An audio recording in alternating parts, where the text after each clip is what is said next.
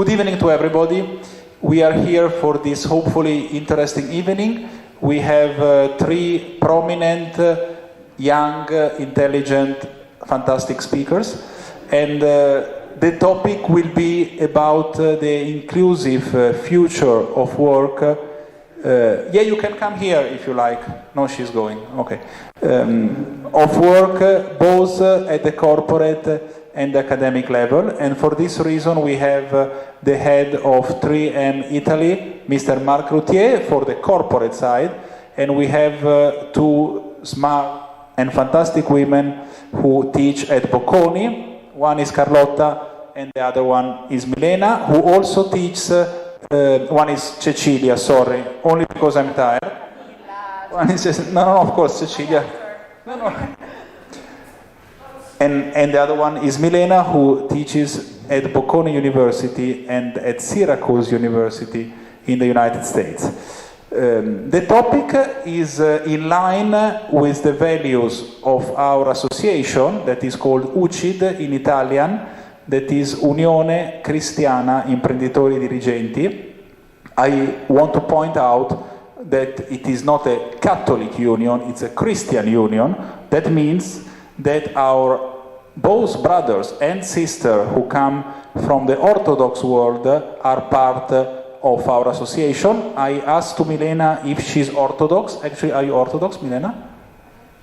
Ah, you are Catholic. Okay, okay. But anyway, every brother and sister who is Orthodox is part of us. And the topic of this evening is, as I was saying, in line with the values of our association, because in the Christian world, the value of the individual is very highly appreciated, and it's part of the reason why our so-called Western society has been able in the last centuries to develop so further and to be always able to change by itself and to include. And this is one of the two main topics of our evening, to include, if I can say it, more than the Islamic world and more than the Confucian world. And this is an element of strength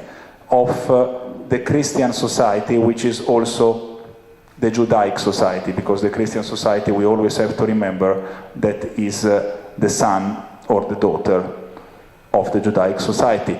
And this evening we will touch the capacity of our corporate system and our academic system, both in Europe and in the United States, to include, because inclusion is the only way to survive in an always changing, always faster world. And now I will silence myself by quoting the former president of the United States, John Kennedy, who said at the commencement event of the American University in Washington, D.C. in May 2060, 3 months before of dying, that we all share these brief, short lives on this lonely planet. And if we think about this, there is no other way to include and to be tolerant, because if you think that all our lives are so short and we share by breathing the same air, the same planet, if we were not inclusive, we would be really stupid. So let's start now with Miss Milena Petrova, who will introduce herself. Thank you. Thank you, Daniele. Thanks to UCID for having me here. I'm very excited to be here and share my views on inclusion. So as Daniele said, I am associated with Bocconi University, where I teach international corporate finance. And I'm also a professor at Syracuse University, which is upstate New York, where I teach corporate finance and real estate. And I'm also there the director of the real estate programs. So I've been in this industry for about 15 years. And in addition to conducting research and teaching in these areas. I also do quite a bit of consulting within real estate investments as well as corporate restructuring. And I've done this all over the world, really.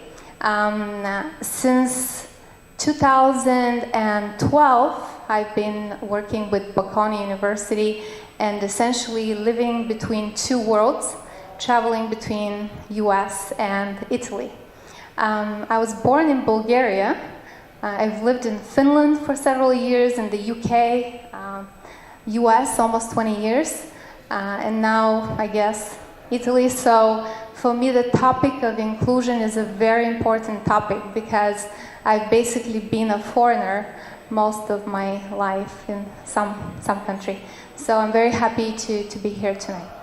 Thank you, and I guess next. Hi, good evening. My name is Cecilia, and I just finished a PhD in Business Administration and Management in Bocconi University. So since some years, I'm teaching there, financial markets and institutions and corporate finance. And after the summer, I started working also in the business school of Bocconi University. My field of specialization is digitalization of financial services, so what is related to blockchain, fintech, and all this stuff. And I would like to share with you my point of view and my experience in Bocconi University as a young woman that is starting to approach this kind of job that is teaching. Thank you. Thanks a lot. So thank you for inviting me. So I'm Marc Routier. I'm, believe it or not, half French, half English, married to a Russian wife. And we have about 7 different nationalities actually in the family, in the extended family. Lived in 6 different countries, and also I work for 3M. I don't know who knows about 3M here. Anyway, it's an American company, science-based company. I'll give you a couple of numbers if you allow me, but 90,000 people plus around the world, 32 billion of sales per year. We have 4 business groups. We have about 8,000 scientists because it's all about innovation. And we'll talk about this when we talk about inclusion. And what else can I tell you? 4 business groups. Usually what we say is that every day you meet about hundreds of products that we actually produce. You never know, okay? Someone said, what do you do? Well, we are in your mouth sometimes with orthodontists. In the hospitals, we do a lot of plasters and tapes. We're in abrasives and adhesives of all kinds. And then for those who are actually use post-it notes or scotch, or even clean pans with Scotch Brights, etc. Okay? So we have a lot of products to offer. So what do I do? And I've been 18 years, can you imagine? 18 years in 3M now. And I've had the luck to actually have an international career. So I started in Germany. Yes, half French, half English. Started in Germany. I've lived in France. I've done different, local and business roles, also regional. And then I moved to Asia. So I was in Asia for 4 years living in Singapore. I was responsible for Asia Pacific. So in 3M definition, it goes from India down to New Zealand. And it's got China and it's got all the countries. So it's a huge opportunity to discover the world. And now, after this experience, I've relocated to Italy. So I'm president of 3M Italy and of South and East Europe region, which is, imagine going counterclockwise. So you go from Israel, Turkey, Greece, and then all the Balkans down to Italy. And I had the great idea to start in January 2020. So I probably stayed 1 month in Milano, and then I went just for a little trip back home to see the family. We were planning to make the move, and then I actually stayed in Singapore for 4 months, and actually was able to do the physical move in June. Not that I'm complaining, there was much worse cases, but it was a bit of a weird start to a new job in a new country. And I absolutely love it in Milano. I get a lot of questions, also from the company, mi piace l'Italia moltissimo. Io parlo italiano. No, lo capisco bene, ma non lo parlo molto bene per il momento. Sono principiante. So love it. What else can I tell you? I think you understand that it's diversity is a bit in my DNA, in my blood. We are having a little discussion together. But what is it about inclusion? We're going to be talking about that, right? Because diversity is not inclusion. And you can have a very diversified organization, but you can be highly non-inclusive, or you can also do the same as a manager. So I think that's going to be part of our discussion. Thank you. Thank you very much to the three of you, and I would say that two of you have had a very international life, and Cecilia will have it in the future, maybe, but so far it has been an interesting and successful life in Milano. But Milano is becoming always more international, so maybe we will come to the point that you can live all your life in Milano and live in a real international environment. I would come back now to Milena. So, your life path, Milena, has been very international, and I'm impressed by the fact that a young girl moved from former socialist Bulgaria to the United States and had so much success in America as you have, and already had some years ago when you arrived to America. Did you ever experience in your life a difficulty in being included in the new environment where you arrived? By the way, you have been very lucky, because I have traveled many countries in my life. I've lived in 4 countries in my life so far, and I would say that there is no other place on earth as the United States where it's pretty easy, if you adapt yourself to the value and the language of this country, to be included in the society. So your experience was not easy, because for sure it was not easy, but you did it in an environment which is, I would say, without any doubt, easier than what it would be a European country, or an African country, or an Asian country. And then you experience also to arrive in Italy. So this is my question. Did you find some difficulties, and what are the differences of being included in the United States and in Italy? Thank you, Milena. Wow, that's a difficult question. So I think all of us, whether we move abroad or we change company or we change friends, we find ourselves in situations when sometimes it's just difficult to connect or be accepted because you have different background. So inclusion is not just about your race, where you're born, your gender, but it's also about even, how you grew up. And you could be from the same country, same city, and still have different social status, and you'll find yourself maybe difficult to be accepted by specific groups of friends.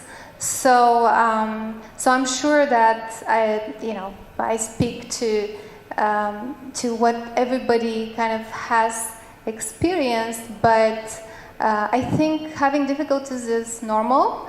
But we now live in a society where we work very hard towards eliminating these difficulties and making it easier for people to be accepted for their diversity of ideas, background, culture, and really making this enrich not just the society, but within corporate context that actually helps companies come up with interesting ideas and prosper. So surely enough, on the question between US and Italy, I've been in different situations. I love both of the countries, and actually you can figure it out if I spent 8 years between the two and I still can't figure out which one I prefer. So that's why I spend some time in one and some time in the other. Very different from each other in terms of culture, but each one has something to bring on the table. And so from that perspective, I guess I've been very lucky to be part of both of these environments. Thank you very much. I come now to Cecilia, who will tell us what is her experience here in Milano at Bocconi University. Thank you, Cecilia. So, even if I am full Italian and I studied only in Bocconi apart from some teaching that I did abroad or attending some conferences, I experienced really a very diversified period during my PhD, because I dealt with people coming from all over the world and with completely different ages. I started the PhD very early, so I was one of the younger, but there were also guys of 14, 45 years coming from Korea or America or India. And under my perspective, our university, so the Bocconi, is a reality that encourages a lot the diversity. Encourage everyone to express himself, to don't be worried about having a different thought or having different style in teaching, in doing research, in doing everything. And so, but like Marc said, diversity is appreciated in Bocconi, but also inclusion. So the diversity is the mix of people with different self-evident characteristics that are nation, religion,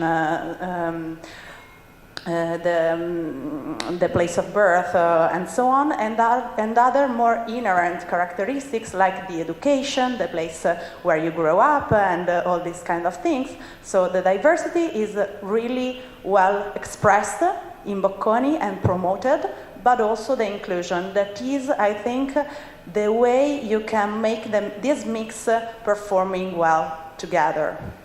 And so that's why also for now, I don't want to move abroad, even if I visited a lot of university in these years, because when I enter in the university, I don't feel in Italy. I feel in a very, very stimulating and diversified environment, and so I'm so happy to stay there. Thank you very much, Cecilia. And now, Marc, what has been your experience by traveling so many countries, and which differences you have experienced in Asia, in Italy, and on Mars, if you have been on Mars? I haven't been sent to Mars yet. If I get sent there, maybe it's not a good sign, I'll tell you. I found myself very much alone and isolated. Anyway, talking back to your question, for me, it's kind of difficult to reflect. My experience is more about discovering the world and discovering differences. I think it's where I was challenged internally was more on prejudice. I had a lot of biases, and I think we all have biases, right? When we're about others, that's how we're almost defined as individuals. It's the education background we have. It's everything that our parents taught us, or could anything in our culture that has actually started to be implemented in our brains when we start being, from very young. So I had biases when I went to. So first of all, I need to give you an anecdote. My first difficult culture shock when I was 23. I decided I had a 6-month gap period. So I went to teach in Pakistan, in Karachi, and I went to teach in a school. Physics and biology, right? And I arrived there, and I had never been to a Muslim country, never been a teacher, never was again. Maybe that's something I need to reflect on. And anyway, a lot of biases there, and I had a lot of very concrete learnings, such as not knowing some of the religion customs that they had, and I actually got myself into quite some trouble reflecting back on that. And then when I moved to Asia, really it was about discovering that, which I found quite ridiculous when we talk about Asia, actually, because it's just a magnitude of different countries. So imagine putting in the same basket New Zealand, that's what we were talking, New Zealand, but even Korea, Japan, China, Cambodia, Malaysia, even Singapore is a different country, Indonesia. So every country is so different. And so it's kind of like this reality hits your face. And I also remember like always wanting to, like this reflex of putting things and people into boxes. Okay, so not a very inclusive way, right? So, but you're trying to find shortcuts. And I think that's I think something I'll talk a little bit about later. Hopefully I get to talk about that with allyship and then how you move and how you work on that.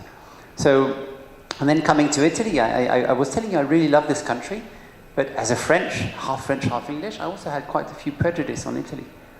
And I must tell you, wow, I've been blown away. I absolutely love it. I love almost Italy more than I love France, which is now a bit of a problem. So when I go back to France now, I get a little bit too critical about how things are. So just to tell you probably how you can also work on your mindset. But the prejudice thing is, I think, what I wanted to point out. Thank you. Yeah, and I think that actually the prejudice, our own prejudice, is our biggest enemy. I remember my former Spanish girlfriend who once told me that every city is as you are. That means, and it's a beautiful sentence to my point, that every city in the end is a reflection of yourself. So when you complain about a country, about a situation, the best thing to change is probably to change yourself, because if you change your eyes, you will see a different environment, you will see different people, and you will see a different city. Actually, she told me this in Spanish, but we are this evening in English. So, so Charlotte, actually, not by chance, I heard something from your side, because I wanted to come to you, because I spoke with you previously, and Charlotte is a very smart engineer, a very deep person, and she has a question for all of you. So now I go to Charlotte, I give her the mic. Thank you, Daniele. I'm an engineer, and I also have a PhD in seismic engineering. So I've worked a lot in a field where man has strong values, and maybe it's quite difficult for a woman to work there. But finally, I think I could manage it, and I find that inclusion and diversity quite easily managed. The question I posed to Daniele was quite different, because what I'm worried now mostly is that what we call freedom is like a form of freedom. It's not a substantial freedom. It's like in the world we are using some etiquettes like inclusion, diversity, while the most important freedom for ourselves and our life sometimes is denied.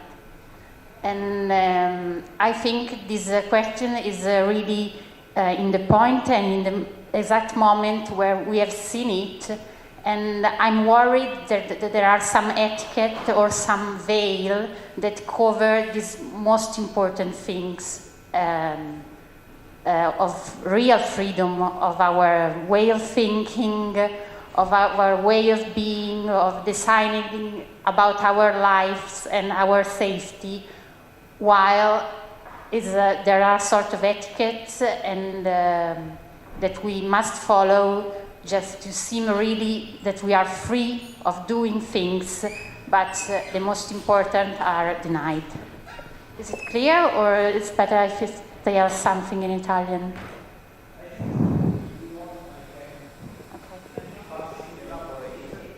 No, I can fastly elaborate what I think that Charlotte was saying. That is the risk of the concept of inclusion and of diversity, but mainly, both, also of diversity, is that they stay as too formal, cold, immobile concept that allow a veil to be there that puts maybe the real diversity of opinion and the real inclusion of different view angles of this life to be emarginated And so I think that what Charlotte, she would like to ask both to Marc, to Cecilia and to Milena is, do you see the risk that these beautiful words, images of diversity and inclusion stay formal and hide a veil of intellectual intolerance? Because if this were the case, I believe that this would be a problem for our Christian society that, as I was saying before, is based on the value of the individual and of the unicity of the individual. And if I can be a bit provocative, to me the concept of normality does not exist, because it does not have any meaning, at least to my sensibility, because each individual is normal only to his or herself. Maybe we start from Marc, because he heads one of the most important corporations on this planet. That's a little bit oversaid. No, but I don't know if it was actually a long question. By the way, I've learned that this is the way Italian ask questions. So it's rather funny, because when I find myself asking a question, usually with my Italian being rather basic, my sentence is usually about 10 seconds long, and I've had other people like speaking, and I'm not criticizing, okay? I'm just saying that is just a difference. I will start probably by answering this with maybe back to some basics around what's diversity and what's inclusion, okay? And in a way, I think you were saying diversity, I see that more as something static. It is a metric, okay? You have a diverse planet, you have a diverse company, you have a diverse university, so do you have a representation of a little bit that mirrors society, okay? So any type of diversity, okay? Does that mean you're inclusive? Absolutely not, okay? So maybe the diversity is the veil that you talk about. The inclusion could be the kind of aspiration that never actually gets to life.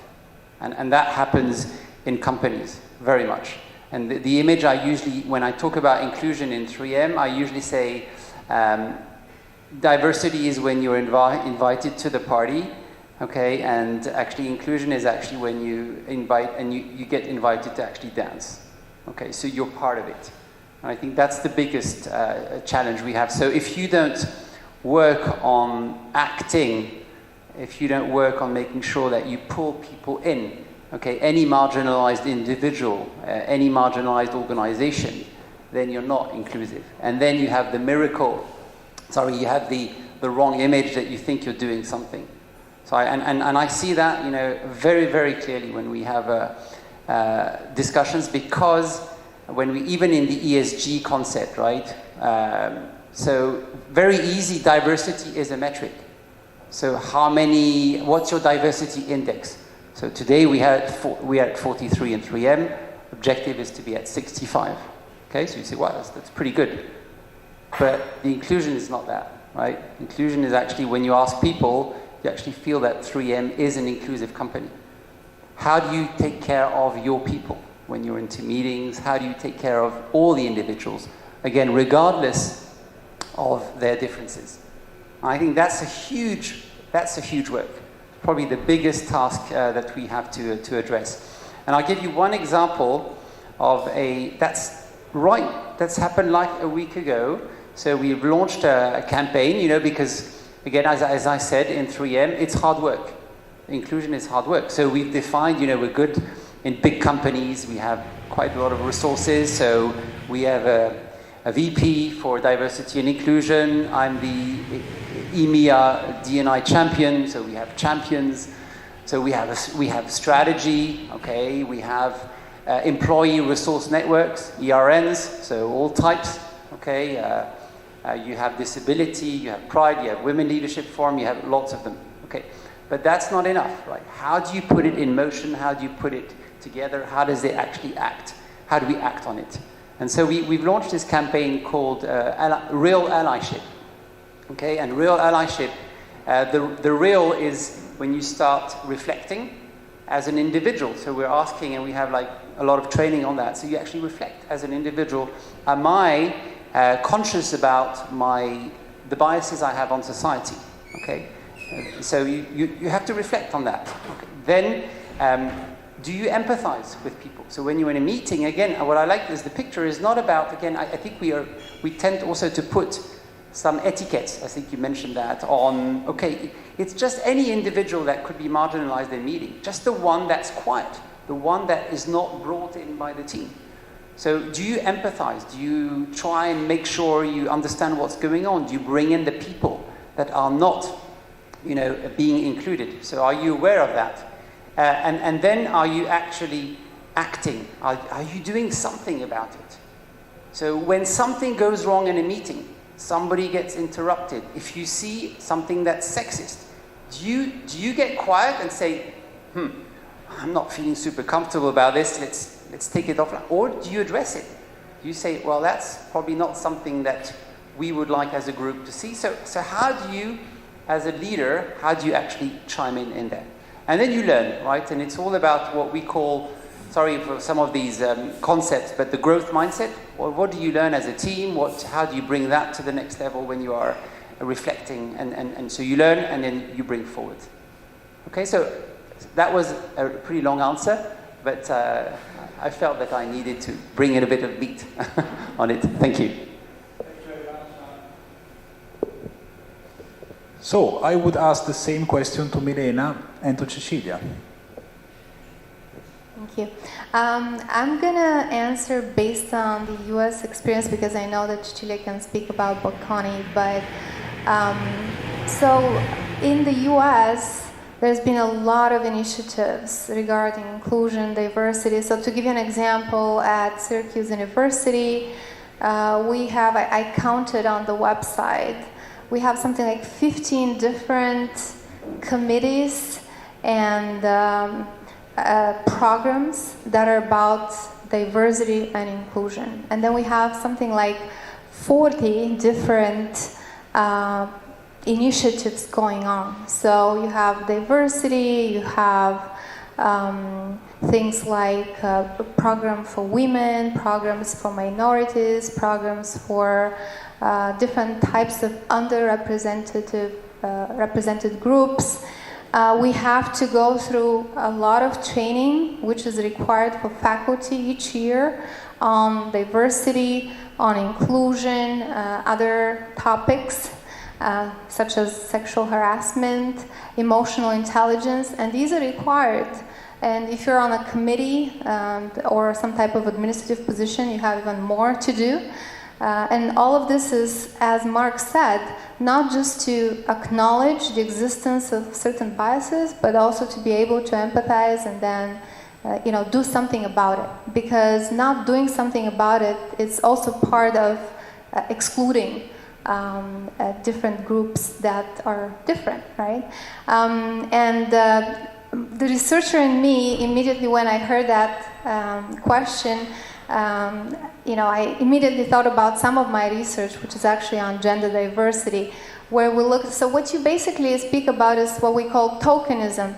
When you do something just as a token that you're making an effort, but you're not really actually considering this seriously. So you're just doing it for the sake of saying that you're doing it. So we have like 50 initiatives, but at the end we really don't care, right? Because our behavior is as such as we know that these people are different, but we're never going to invite them to dance with us.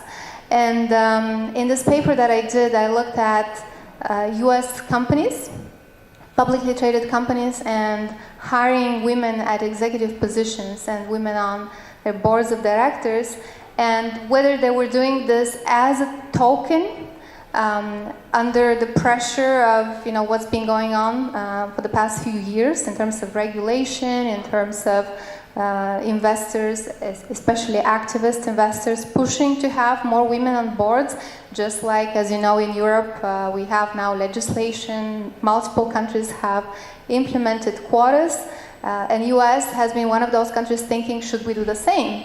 And would it work? And so what we find is that US companies, they don't hire women as token. What they do is they look at whether the market appreciates it or not, because having done research in this area, I can tell you it's a very sensitive topic, but they tend to be industries where we have more gender balanced, I guess, environment versus others. So finance is known to not have many women, right?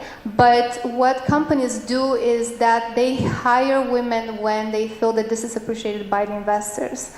And that works pretty well. And it's not just a token, but rather it's an effort to bring diversity when diversity actually is useful for that specific industry. And then we can all get in a very big conversation about, well, perhaps all of this would change if the environment is different and maybe training and learning is different, which would eliminate some of these differences that we have right now. But at least for the moment, I can tell you that there's a lot of effort out there that is really meant to bring more inclusiveness as opposed to just kind of create a veil of diversion. So I would like to say two words about the students, given that the professor already shared with you a lot of indications and paper and data. Thinking about when I teach into the classroom, so where I can feel like a team leader, for example, and the students are the workers. Yes, if you can think in this way to do a metaphor.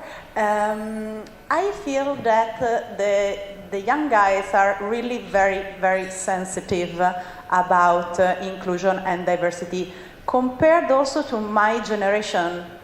I started university more or less 12 years ago, so we are not so far. But in terms of nationality, they are a lot diversified. When they have to do teamworks, they are very, very happy. They collaborate in a good way. Everyone is able to exploit his strengths. And so in my feeling, I see, maybe I'm only lucky, and the guys that study at Bocconi are diversified in terms of nationality, but are so close because they want to do the same stuff. They are educated in a similar way. Maybe it's only a good sample, but I feel that they are really sensitive about these themes. And so I am happy because I have the feeling that also teaching to them is that my purpose is not only to give them information, notions, data, and these things, but I feel like I am helping the guys to become a critical thinking people that can face challenges and that can think in a personal way, that are immune to, how can I say, stereotypes, that are immune to stereotypes, and in this way I think that the academia can play a role. If there is the good sample of students, so the good sample of young guys that will be the workers of tomorrow, and if professors, thanks to teaching tools, thanks to new ways of teaching, also after the pandemic, the way of teaching changed a lot, can improve the collaboration among students, we can do a good job for the future, I think. Thank you very much, Cecilia.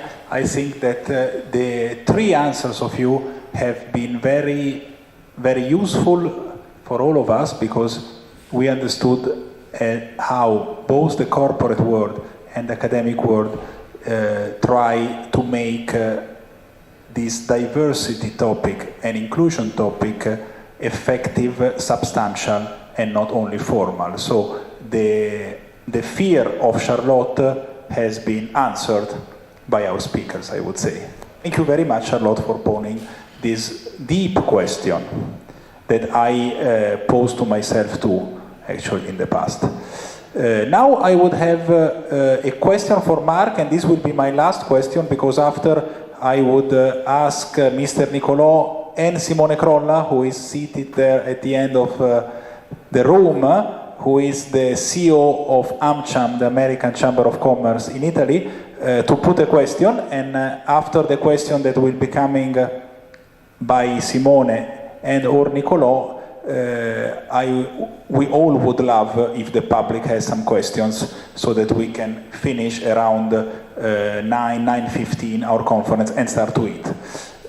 Marc, I have this question. By switching to the topic, from the topic of inclusion to the topic of the remote working with that in Italy, only here in Italy, is called smart working, but in the rest of the world is called remote working. The remote working should be agile. This is how the media and the corporate world does describe it to us. But if it is an agile way of working, why, Marc, do you oblige me, that I am an employee of 3M, or I would love to be, to come at office 2 or 3 days a week? If it has to be flexible and agile, I, as an employee, should have the capacity to understand when it's useful that I work from 3M Corporation and when it is not. So theoretically, to my understanding, I consider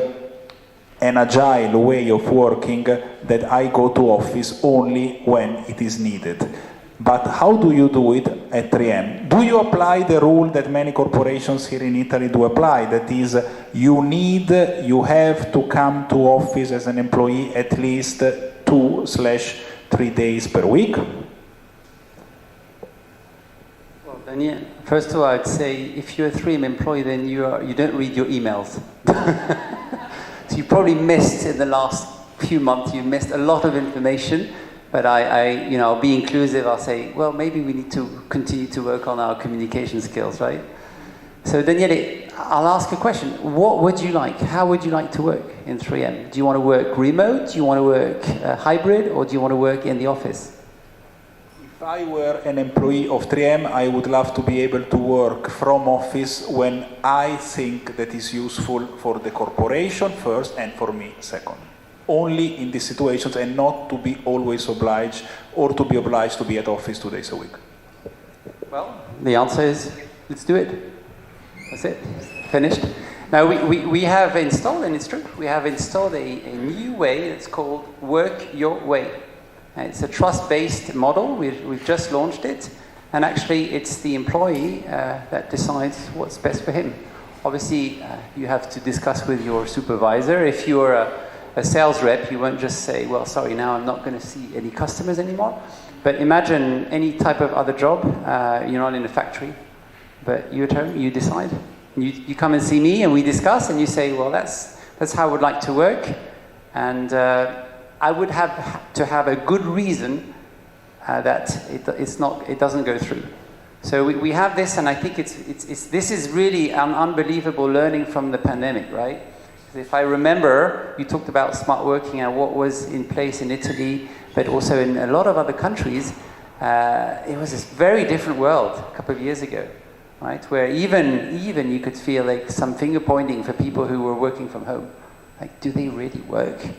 And now we know actually people work. And my worry is sometimes that people work too much, right? So it's almost going the opposite way. The discussions I have with employees is not about productivity, it's about time off, well-being. So the really looking at the body and mind, and also the purpose. Because that's the other thing is, I believe that as our company, we would rather have people working hybrid, so we don't lose the culture, the collaboration between people. But you know what? I'm going to have to find good reasons for you to come back. So we're looking at what we name moments that matter, so that you find I'm going to give you a good enough reason, and I'm going to work also on my workplace to make it attractive. That Daniele thinks, wow, I'm going to be so happy on Monday morning to go and see my colleagues, work with them, and we're going to have a great time. Okay, so Come and join us, Daniele. I would like to ask now to Milena how it is in the academic world at Bocconi and in the United States. Is it flexible and agile as it is at 3M Corporation, or it's more rigid? Thank you. I actually want to add to what Marc said because, because I do a lot of research, and this is actually a super interesting topic. Because anytime we researchers see some natural phenomenon or event happening, we all think, oh, this is a great experiment that we're going to do. So we're going to check and see what the performance of the companies having these different policies are. So is 3M that is going to, have this experiment going to perform better than companies that require their employees to go to work, such as I know in finance in the US, Bank of America have that, Goldman Sachs, they want their people to go into the office, but then we have a bunch of other companies that don't. They say, okay, you can work completely remotely. So that would be an interesting experiment to see. But I wanted to tell you something else, that I follow New York commercial real estate quite closely. That's my other hat. And in the past couple of years, the 4 big tech companies, Google, Amazon, Apple, and Facebook, they've all invested within a couple of $1 billion, so between the 4 of them, about $8 billion, buying offices. And you would say, why would they do that if they don't believe in the future of office work? And I remember when Google announced that they're gonna buy this big office building, $2.1 billion in September. Their CFO said, well, because for us, we need the culture, and it's just the place where we want our employees to be and come and share and be part of this environment. So somehow doing the business completely online doesn't do it for us. So there's a future in both models, and I think only the future is actually going to tell us what would be the best practice. And in terms of academia, at least until now, we gave students the ability to choose and follow courses either online or I guess in person. That being said, for example, in Italy there is a law that prevents doing that or having that choice unless there is an emergency. And so since I guess the COVID emergency has gone away, starting I believe from October, now we require our students to take their exams in person, and going forward everything is going to be in person again unless we have another emergency. So I guess academic world is less flexible than corporate. I wish it were more flexible, also because we all understood, I think COVID has been a blessing in disguise for certain aspects in terms of finding out that we can do business effectively online and we don't have to travel in order to have certain meetings. So I guess it is for us to discover what will happen in the future. Thank you very much, Milena. And now is the moment of Mr. Simone Crolla. I am directing myself to him. And I would ask him or Nicolò to put a question. I don't want to stand between you and the food, but it's coming. It's already late. So I don't have a precise question. I was listening to you. I can agree with all that you said so far. But maybe to Marc and to the professor from the academia, what do you think, if you have an opinion of the Italian resilience and what's the name? And recovery plan, the Italian version, and do you think that this money will be something useful for your company to address some issues of the employment or other investments? So you think it's something good not only for the country but also for your company, because you can infuse this money in some project, etc. Do you think this money will shape our, I don't know, way of doing business in the new abnormal, as the, this American guy, they give title to everything. So this is my brief question, not to stand too much between the food and you. Thank you.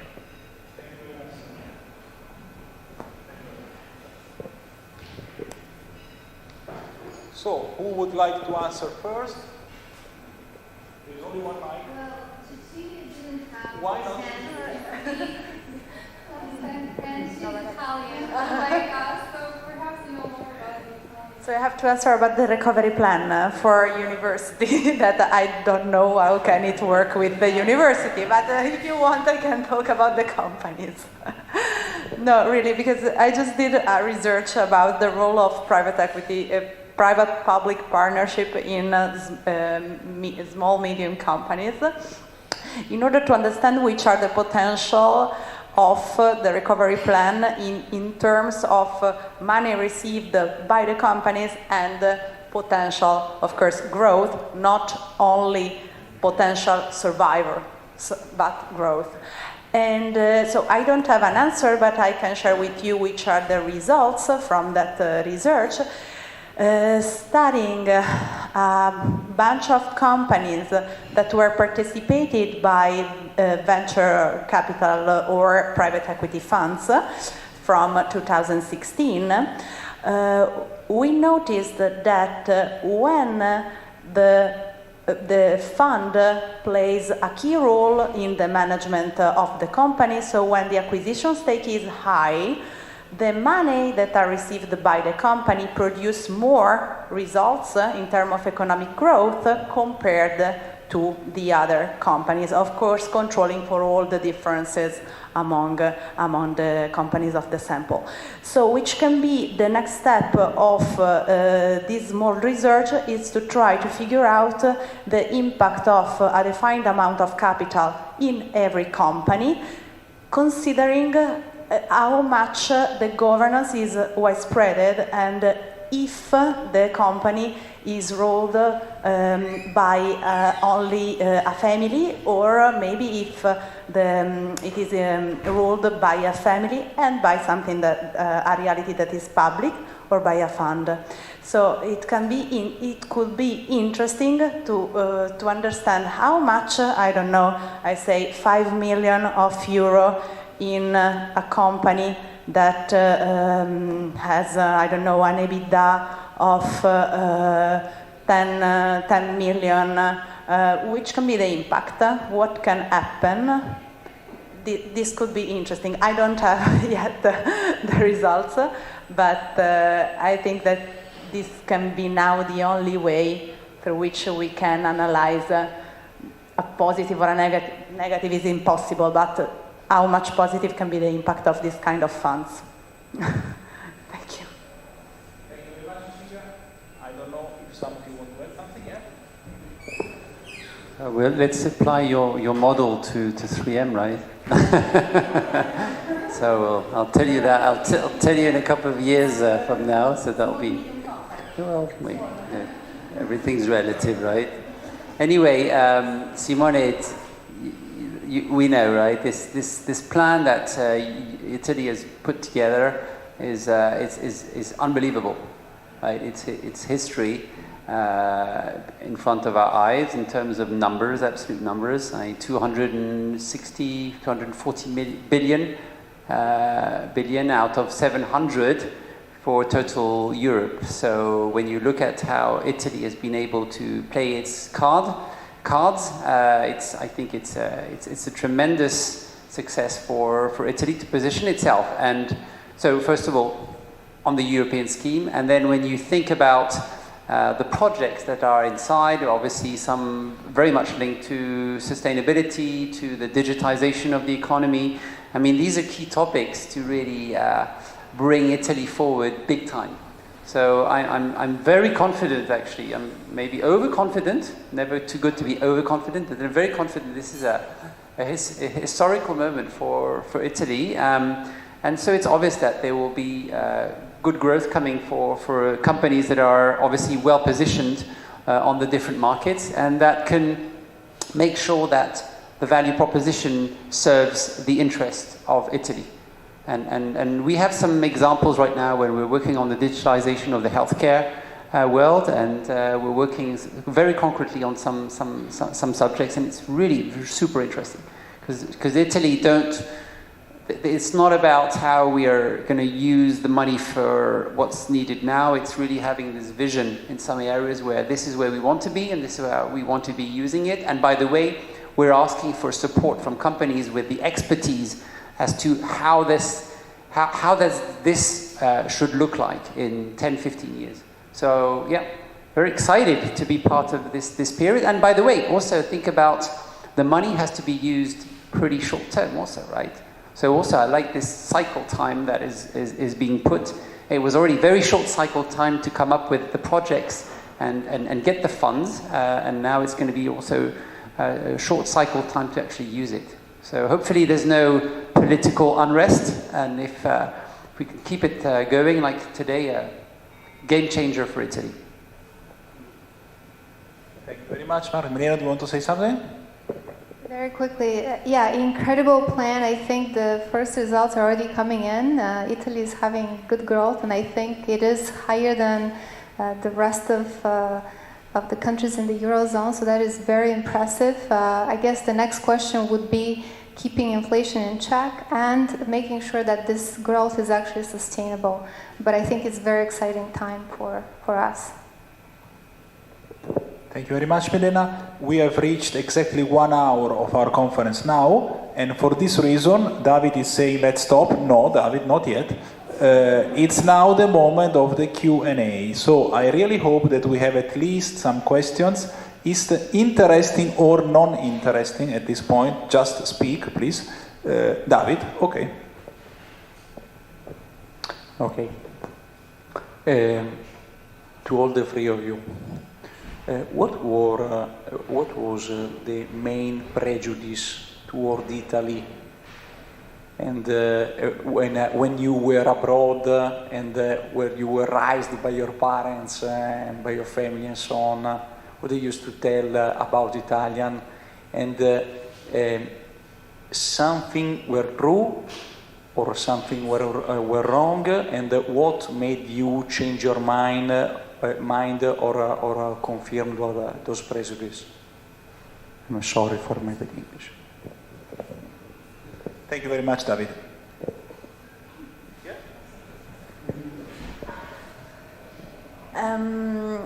So I can share with you what happened to me. Come? Sì. What happened to me during the conferences abroad, where you met professors from all over the world, or maybe when I write papers together with professors that belong to Sweden or America or China. They call me, okay, the Italian style girl. That's why, oh, well, no problem. If there is something that must be solved, that must be creatively solved, even if we deal with technical problems, Italians are always better. If you have to present a work, if there is an Italian in a team, it's always the Italian that does it. So it is a prejudice, because maybe in the mind of foreign people we seem too much funny and not enough precise, organized, but everyone with I dealt recognize that we have the special touch, the creativity and the capability to see where we are moving. We don't have other stuff, maybe, on average, but we are recognized for that, for dancing capabilities and for the love for the food. Yes, for organizing dinner, happy hour during the conferences, also Italian rules. You want to say something? Women. Well, so first of all, Italy is a very lucky country, because I think everybody loves Italy. And I mean, at least the countries where I lived in, so I was born in Bulgaria, everybody in Bulgaria loves Italy. You go in Bulgaria, there's more Italian stores and coffee shops and restaurants, and they play more Italian music than anything else. Then you go to the States, and they're like, Italia, buongiorno. So they kind of make these gestures that Italians are very famous for, but it's all on a positive note. So I don't think I've really seen any type of stereotypes on the negative side. Perhaps sometimes they say that Italians speak a lot, but they all also have the ability to solve things. So I wouldn't say that I've actually seen some serious negative stereotyping going on in terms of prejudice. So. Positive and negative. I thought Italians were actually not really good at languages, and actually I'm very impressed. Maybe it's Milano. The level of English here is outstanding. So that was one negative prejudice I had, must tell you. Bureaucracy. That's probably quite verified, actually. But just to comfort you today, I'm trying to switch back a line in a house we have in France, and it's taken me a couple of hours to try and find people who actually could help me in France. So I'm not sure we have any lessons to teach to Italians on this. Other prejudice, beauty of the country, nothing to say. This is true. Good in football, bloody hell, yes. Saw what happened a couple of months ago, and just the food, awesome.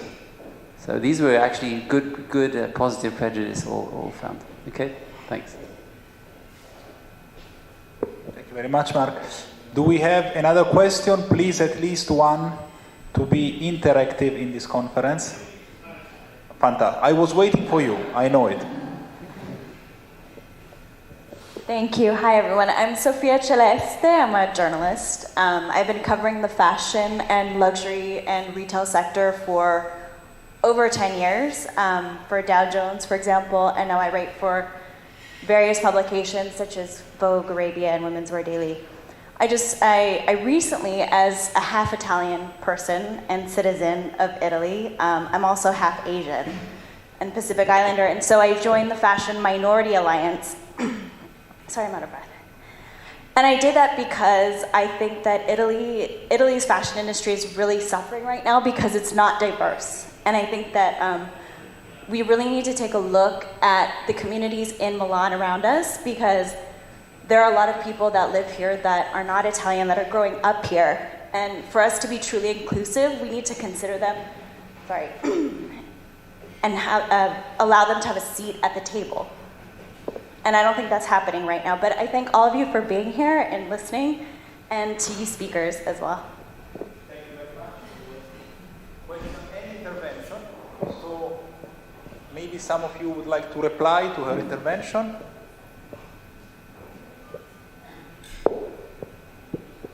Yeah, I agree with you, Sophia, and I think meetings like this are the first step.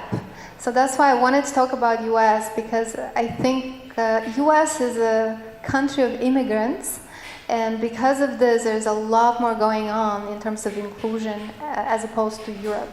Europe traditionally has been much more, I guess, each country has its own culture. There's not that much diversity within the countries themselves.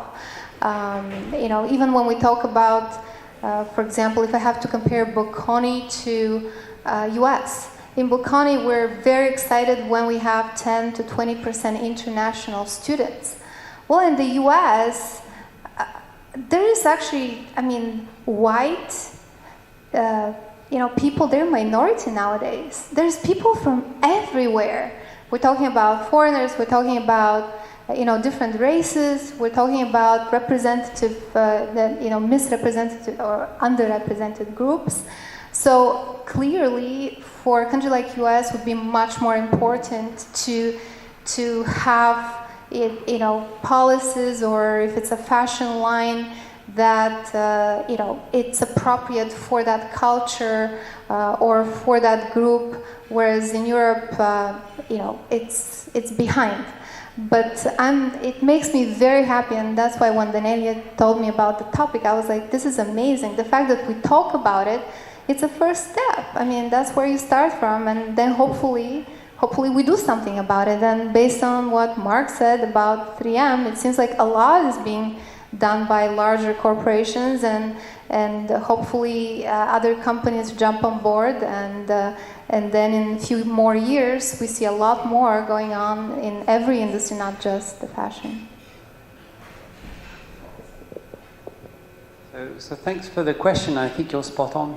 If you see an industry that's not innovating or that is kind of like plateauing, it means that the diversity index probably is not the right one. So that's at least if you look at diversity and inclusion from a statistical point of view, all the data goes into this direction. If you have innovation, I think there's something like 4x more innovative. Companies are 4x more innovative. Actually, they're very diversified. They are, I think 70% more higher chances to actually be winning new markets. So you're right. So I hope hopefully that those companies understand the reason why they're probably not growing enough, and that's a true reflection or should mirror their own inclusivity and diversity.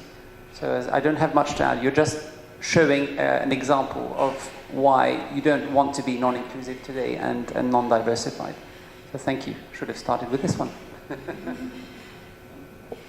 Yes, just an observation that I read on a newspaper that there is a diversity index in the fashion, a diversity index of every brand, and that has been done a research that pointed out that the millennials, the Generation Z, so the new customers, they prefer or are willing only to buy the clothes that belongs to a brand that represents in the right way themselves. And so it is a crucial point, given that you mentioned fashion, but also makeup. Makeup, there are a lot of brands that don't have the colors that can be suitable for every kind of skin. No? So, of course, I agree with you. There must be done something. Thank you very much, Cecilia. And do we have some other questions, at least once the last? If we don't, we will end our conference. We have one. Thank you. So we have a question from a very important Italian entrepreneur. Sorry, Daniele, I don't have a question. I have a contribution, if I may. No, 5 minutes. Everybody wants to have dinner. We were talking about diversity and inclusion, right? That was the guideline of the event. Yes, Roberto Marzorati, a Christian entrepreneur, and I want to remember everybody that we are here at the Union of the Christian Entrepreneurs. That's a guideline that I'm going to use for my presentation because I'm a Christian reborn, because I've been born 2 times in Christian. Okay? So we've been talking about diversity and inclusion, and the speakers have talked wonderfully. Wonderfully. All super subject, super presented. But I think it was a lot of theory. Theory is important because from theory, then you're able to develop actions. But we've been only talking about theory. Now let me get to my small thoughts about diversity. When you have diversity, what is the result of diversity? The result of diversity is discrimination. Now Marc thinks that he's handling discrimination in his company. I'm sure he does handling discrimination in his company, but we have not been able to cancel discrimination. I want to make an example to all of us. Think about the discrimination about the poor and the rich. And now when I talk about the poor, I'm not talking the people that does not have our nice clothes or get our salaries. I'm talking about the people that are living homeless on the streets, that all of us, when we are passing by them, we're not even watching them because we are afraid to touch them. We are afraid to understand their status. This is a discrimination and will take ages to overcome that. Think about, all of you, please. Help the people who needs help. This is the real discrimination. Then we go to inclusion. What is inclusion? Again, let me make a Christian example. Inclusion is sharing. No? If you include, you share. You share your things. That's the best inclusion. That's not theory. That's a reality. Can I make the best example of sharing? You share values. What is the best example of sharing? The Holy Communion in the church. When we go and have the Holy Communion, we are sharing the same exactly values. You can be young, old, rich, poor, woman, man, black, yellow, white. We all share the Holy Communions in the value of the God, and therefore that's the best inclusion. If we keep this as an example, then we will know how to apply the best sharing and inclusion in our lives. Thank you. Thank you very much for your contribution. If I can add something, actually you are very right by saying that there are always more homeless people both in Europe and in America. I have a friend who lives in Los Angeles and he's telling me that the situation is getting every year worse in LA. It's full of people who are living in tents on the street, which was not happening 10 years ago. Similar is happening to Milano. If you go during the night in Corso Vittorio Emanuele, there are always more homeless people. So actually your contribution is very true, but if I can add something, it is, let's say, a good point about our societies. But if I have understood well what Marc, Milena and Cecilia told us tonight, at their corporations and at their universities, it's not only theory, because my fear, which was the same fear of Charlotte, is that this concept of inclusion were only formal with a veil of intolerance behind. But actually our friends, our speakers have told us, and they have also proved us, that it is not like this, that they are practicing inclusion and diversity in a proactive, effective way. So, if I can add something to your very important and correct contribution, your critics is very, very well addressed towards our societies. Maybe a bit less to 3M Corporation, to Bocconi, and to Syracuse University. This is my point. Thank you. Yes, of course, Milena. You are always welcome. So I guess what we focus on tonight, if I may speak for the rest of the panel speakers, was inclusion in the workplace. But when we talk about inclusion in the society, then we do what basically we're talking about, which is also equally, or actually much more important. Again, if I think about Syracuse University, there's a number of initiatives that we have. So, for example, there's an initiative about undocumented students. So these are students that come from poor immigrant families that don't have passports, they don't have identity documents, and yet there's an initiative that helps them or allows them to enroll in the university. Obviously, financial aid. So it's all some I guess initiatives called the Dream or whatever, because you know American Dream it's about making it possible for anybody with any background to succeed. And so regarding the workplace, we do have all of this, and you know, I don't know, it's up to our politicians to think about policies, how we can reduce this huge gap that we have in income and make sure that we have less and less homeless people in the US. There's a lot of issues coming from the cost of housing. So people get on the street in New York City, in LA, not because they don't have money or they don't have jobs, they actually cannot afford to live in homes because they're so expensive. Rent is expensive. Taxes, I mean, you can own your home, I say in the US, you never own your house because the taxes are so high that, you know, at some point of time, retired people, they're forced to get mortgages in order to keep living there, even though they may have had very good jobs. So this is all kind of a whole different topic that, again, is very important. Thank you for your, I think you're spot on, okay? And yes, you're right, we're focusing a lot on corporations, what we do from the inside, and you're absolutely right, there's a world outside. and I'm not there to do the publicity about 3M, but it's true that we give probably around 40 million. We have a group of people, it's called 3M Gives, and yes, we need to give back. It's fundamental, and we need to have that spirit of giving back. Okay, and I'll give you one concrete example. You can even find it on a very recent post that we did. We had the work union in Grassobio. We have a little plant there, okay? And the union decided to give the